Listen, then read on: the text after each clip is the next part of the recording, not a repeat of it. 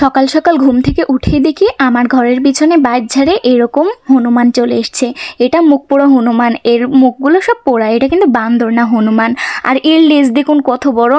আর এর দেখতে গ্রামের মানুষ, মনে হয় গ্রামের সমস্ত মানুষ এখানে এসে জড়ো হয়েছে। তো আমি তো আর তাদের দেখাতে পারবো না। তো এই যে সবাই এক সাইড দিয়ে হনুমান দেখছে। তো এই হনুমানটা না কিছুই করে না। অন্য হনুমানে হচ্ছে গায়ের ওপরে উঠে পড়ে, মারে, চুল ছিঁড়ে দেয়, মানে খামখোটা করে দেয়, কেটে কুটে দেয়। কিন্তু এই হনুমানটা বিপদে পড়ে গেছে। ভাবছে যে আমি এই গ্রামে এসে বিপদে পড়ে গেছি। আর এই হনুমান কোথা থেকে আসে জানেন? হয়তো বা অনেক জায়গা থেকে আসে, তবে বেশিরভাগই আসে ভারত থেকে ছাড়া পড়ে। তো হচ্ছে ভারত থেকে আসে। তো এর আগে আমি একটা ভিডিও দিয়েছিলাম, তখন আমি চুয়াডাঙ্গা যাই বাবার বাসায়। তো তখন হচ্ছে আমার বাবার বাসার পাশেই ভারত, আমাদের ইন্ডিয়া বর্ডার ওইখানেই, তো একদমই কাছে। তো সেইখান থেকে ওই সময় 5টা না 6টা দেখাইছিলাম আমি, আপনাদের হয়তো বা দেখছেন। তো 5টা না 6টা একবারে সারা পড়ছিল, ছাদের ওপরে ওই 5টা 6টা খেলা খেলছিল। তো এগুলো দেখে আমি অভ্যস্ত, আমার কিছু মনে হয় না। কিন্তু মনে হচ্ছে গ্রামের মানুষ এটা দেখে একেবারে লাফিয়ে উঠেছে, মানে এদের এত ভালো লেগেছে জানেন না।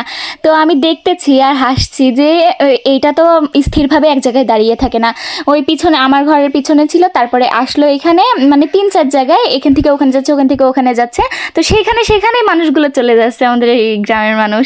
তো এই যে কতখানি লেজ দেখেন, এরকম বিছিয়ে দিয়েছে একেবারে সাপের মতো। আর শুধু তাকাচ্ছে মুখ পানে, একেবারে মুখটা একদম পুরানো। আমার দিকে যেভাবে তাকাইছে, আমি ক্যামেরা ধরে রেখেছি, মনে হচ্ছে আমার এসে গিলে খাবে, এরকম মনে হচ্ছে। অন্যান্য মুখ পোড়া হনুমানের কাছে যাওয়া যায় না, কিন্তু এর কাছে যাচ্ছে, তাও কিছু বলছে না। আসলে এ ভাবছে যে আমি কি করতে আসলাম এদের ভিতরে। হ্যাঁ। তো এই যে পা মেলিয়ে বসে রয়েছে, 2 পা একেবারে মানুষের মতো। দেখুন 2টা পা আছে, 2টা হাত আছে, চোখ আছে, নাক আছে, মুখ আছে, সব কিছু। আসলে হচ্ছে আমরা তো জানি, প্রায় মানুষই জানি যে এরা নাকি আগে মানুষ ছিল, এটা হাদিসে আছে।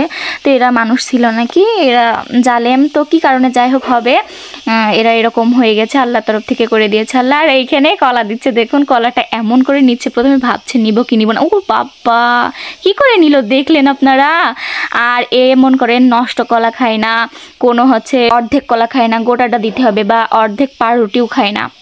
ওরা মনে করে হয়তো বা অর্ধেক দিচ্ছে, অর্ধেকের ভিতরে হয়তো বা বিষ টিষ মাখিয়ে দিবে, এই জন্য ওরা অর্ধেক কোনো কিছু খায় না, একেবারে গোটাটা দিলে পরে তারপর খায়।